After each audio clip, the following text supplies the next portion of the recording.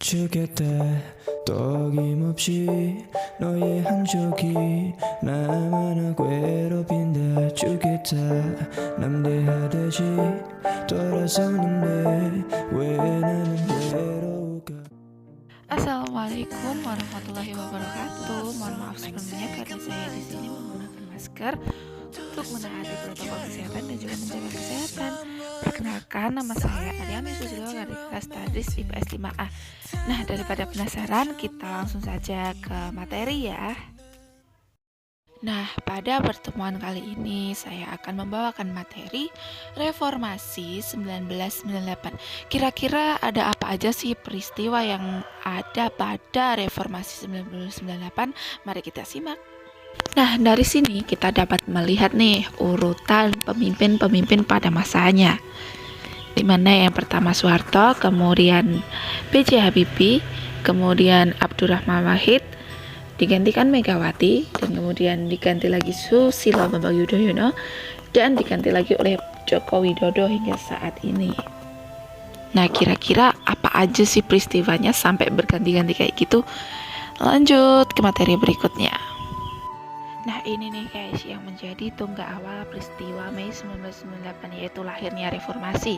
Di mana reformasi 1998 itu sebuah periode sejarah bangsa Indonesia di mana terjadi perubahan dalam tatanan masyarakat dan pemerintahan, yang dimana rezim Orde Baru berkuasa selama dekade yang dianggap sangat menekan kebebasan masyarakat dalam menyampaikan haknya.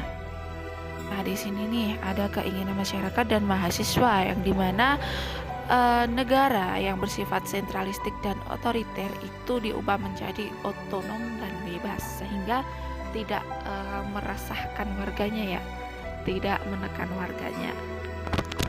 Nah, kira-kira apa sih yang melatar belakangi peristiwa 1998 ini? Nah, ini ada dua faktor nih guys. Yang pertama faktor eksternal, yang kedua internal.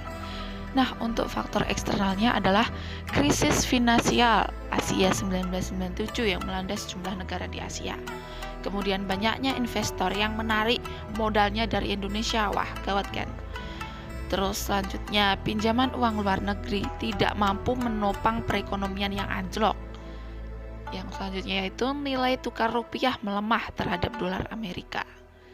Kemudian masuk lagi ke faktor internalnya, yaitu krisis ekonomi, di mana harga bahan pokok melambung tinggi, kemiskinan, pengangguran, dan kesenjangan sosial itu bertambah. Nah, faktor internal selanjutnya adalah krisis politik dan hukum, di mana masalah KKN yang sangat merajalela, yaitu kolusi, korupsi, nepotisme. Pergerakan kebebasan pemerintah yang otoriter dan sentralistik semakin membuat masyarakat tertekan. Gimana nggak tertekan coba? Masyarakat menyampaikan haknya saja dibatasi, padahal kan itu hak masyarakat, ya kan? Sampai pada akhirnya permasalahan ini membuat mahasiswa turun ke jalan untuk menyampaikan aspirasi masyarakat, yang dimana membuat Indonesia semakin memanas di bulan Mei 1998. Nah, yang pertama 10 Mei 1998, di mana ketidakpuasan masyarakat serta mahasiswa yang dimana di situ diadakan pelantikan kabinet pembangunan ke-7 pada awal Maret 1998. Kemudian karena penaikan harga BBM secara sepihak oleh pemerintah. Selanjutnya Presiden tetap melakukan kunjungan kejayaan ke Mesir di saat keadaan Indonesia genting guys, bayangkan ya kan. Nah, sampai tanggal 12 Mei 1998, di mana jumlah massa yang berunjuk rasa ini semakin meningkat dan menimbulkan bentrok terhadap aparat negara, sehingga menggugurkan 4 mahasiswa Trisakti.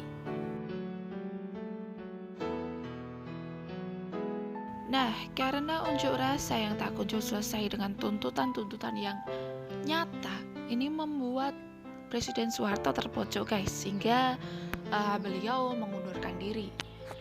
Tanggal 15 Mei 1998, Presiden Soeharto kembali dari Mesir, dan saat itu Jakarta keadaan sangat mencekamkan. Yang kemudian disusul pada tanggal 16 Mei, di mana Ketua DPR MPR Harmoko menyampaikan tuntutan rakyat kepada Presiden untuk mundur dari jabatannya. Nah, tanggal 17 ini masih menindaklanjuti pada tanggal 16 ya, yaitu untuk menuntut presiden mundur dari jabatannya. Kemudian 18 Mei, Harmoko meminta presiden untuk mundur secara resmi nih guys. Nah, pada tanggal 19 Mei 1998, mahasiswa menduduki gedung DPR Senayan. Karena apa? Karena belum ada tindak lanjut dari presiden sendiri terkait tuntutan-tuntutan mahasiswa. Namun, hal ini tidak membuat mahasiswa untuk mengundurkan diri atau membuat mahasiswa menyerah. Tapi malah lebih semangat lagi ya. Dimana pada tanggal 20 Mei, Presiden berencana membuat komite reformasi, tetapi gagal ya. Karena kegagalannya membuat komite reformasi dan semakin terpojok, pada tanggal 21 Mei 1998, Presiden Soeharto meletakkan jabatannya sebagai Presiden RI.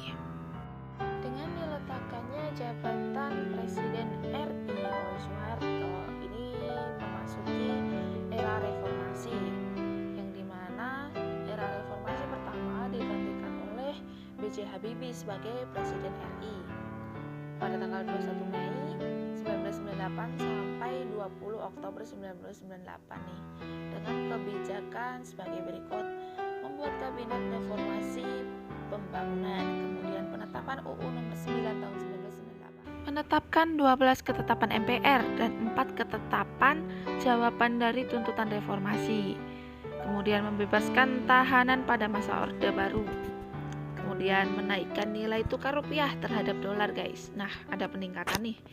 Mengadakan jajak pendapatan bagi warga Timur Timur untuk memilih merdeka atau masih tetap menjadi bagian Indonesia. Nah, udah lumayan ada peningkatan ya dari kepemimpinan sebelumnya.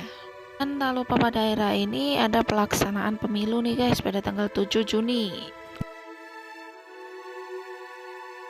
Kemudian setelah B.J. Habibie lengser, digantikan oleh Abdurrahman Wahid pada tanggal 20 Oktober 1998 sampai 23 Juli 2001, di mana menetapkan kebijakan sebagai berikut: membentuk Kabinet Persatuan Nasional, memisahkan TNI dan polisi, penghapusan Departemen Penerangan dan Departemen Sosial, kemudian persetujuan nama Papua mengganti nama Irian Jaya.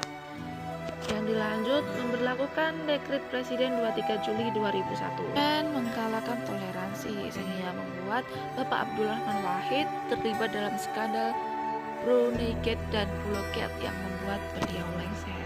Dengan lengsernya Bapak Abdurrahman Wahid digantikan oleh ibu negara nih, yaitu Megawati pada masa 23 Juli 2001 sampai 20 Oktober 2004 dengan kebijakan membentuk kabinet gotong royong.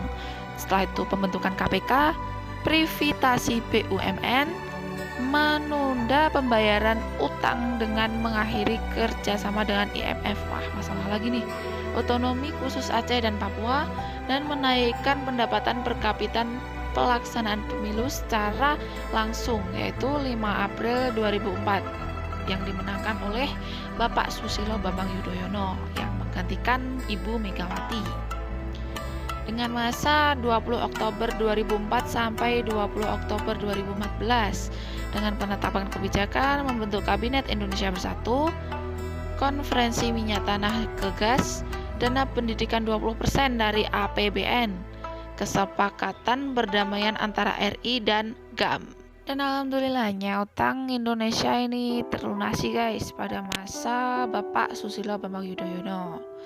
Kemudian blok Bank Center yang dilanjut dengan pemilu legislatif pada 9 April 2019 yang dimenangkan oleh Bapak kita, yaitu Bapak Joko Widodo dengan masa jabatan 20 Oktober 2014 sampai kapan ayo? Diperpanjang apa enggak ya kira-kira? Dengan kebijakan membentuk kabinet kerja dan membentuk kabinet Indonesia Maju dengan slogan beliau yaitu kerja, kerja, kerja. Oke, kita sebagai warga Indonesia hanya berharap semoga pada kepemimpinan Bapak Joko Widodo ini dapat membuahkan hasil, dan kita berdoa yang terbaik saja untuk Indonesia. Dan sekian dari presentasi saya. Bila ada kurang lebihnya mohon maaf. Wassalamualaikum warahmatullahi wabarakatuh. Semoga bermanfaat. Trying hard to trust you when you say give me your hand, baby.